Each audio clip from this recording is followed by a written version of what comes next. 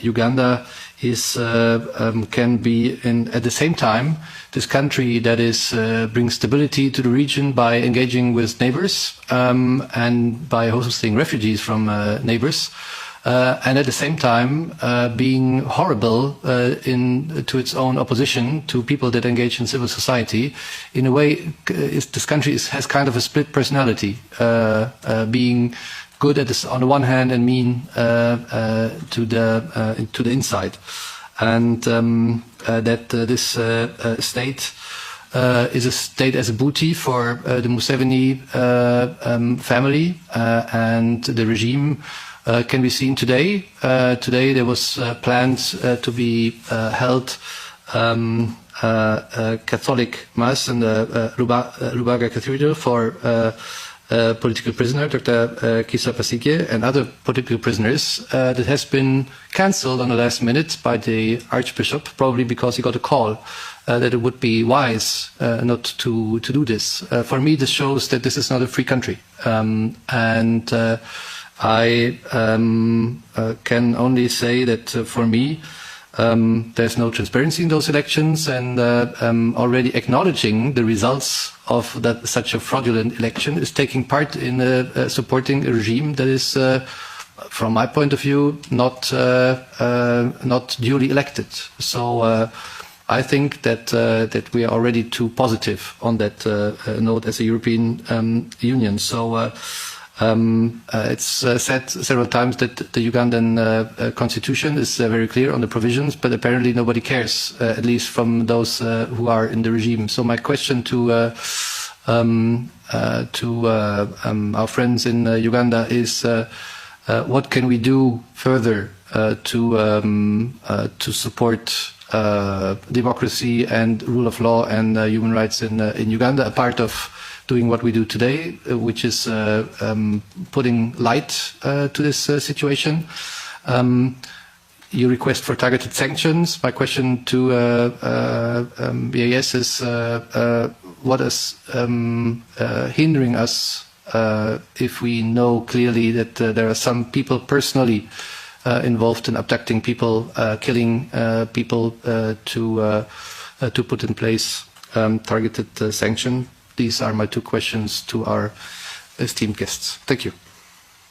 Thank you very much. Are there other colleagues who want to take the floor or not? Otherwise, I would like to give the floor back to Uganda, to Mr. Kuyangulani, Mr. Bobi Wine.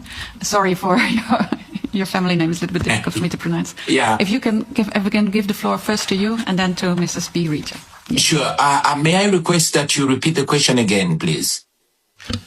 So, Robert, first I said all the best for you personally and for your family, but I wanted to know a part of putting light on the situation and organizing meetings like this and calling for targeted sanctions. What else can we do in order to support you on the ground that are working for democracy in your country?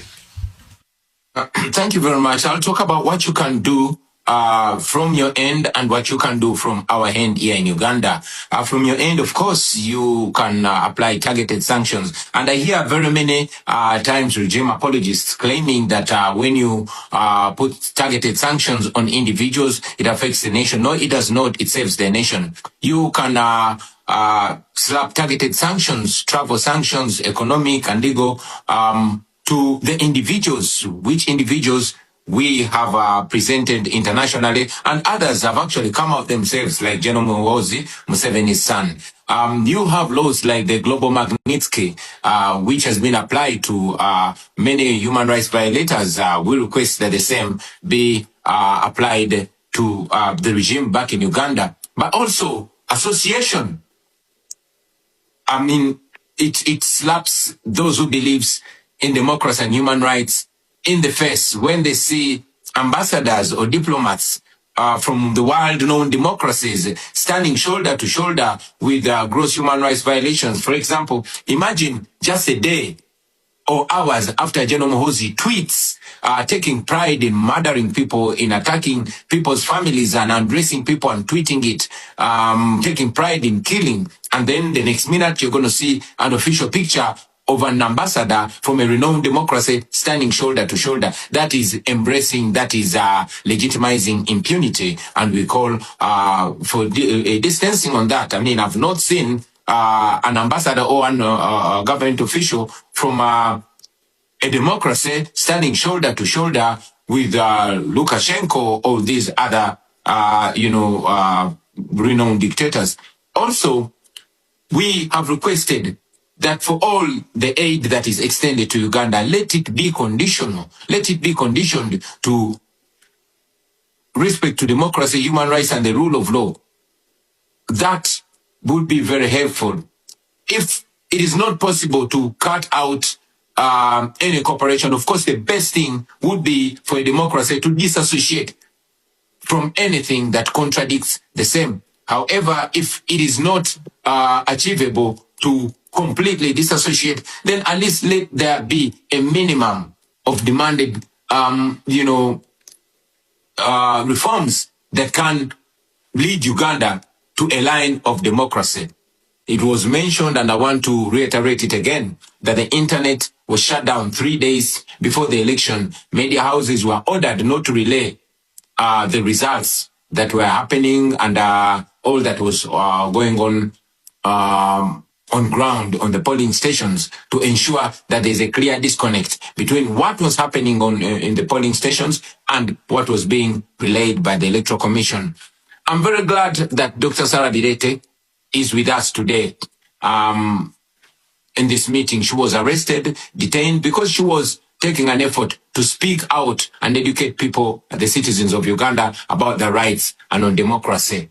You know, I mentioned it that 2 of my deputy presidents were abducted on the eve of the election, and they remained missing for 3 weeks. We later learned that they were being detained in a military barracks, in a special forces military barracks, which is run by General Museveni's son, Muhoozi Kainerugaba.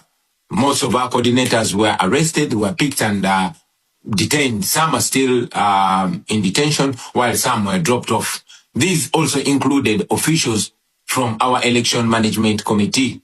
So what Mr. Byabakama, the chairperson of the Electoral Commission, relayed was actually completely different from what happened on the grounds. The law requires that there must be coordination in the tallying of the results. That did not happen. The candidates were not given copies of declaration of result forms, and the Electoral Commission simply declared numbers that it did not justify where they were coming from. As we speak, we are still demanding that the Electoral Commission uploads the declaration forms so that the nation can be able to follow in transparency, so we can be able to compare the evidence that we have, the declaration of result forms that we have, to what was paraded by the Electoral Commission. But up to now, they have not uploaded the results on the internet like it's supposed to be. Somebody may ask, why then didn't we go to court? But we've mentioned it again, that institutions in Uganda have all been destroyed. Thank you very much, Mr. Bobi Wine.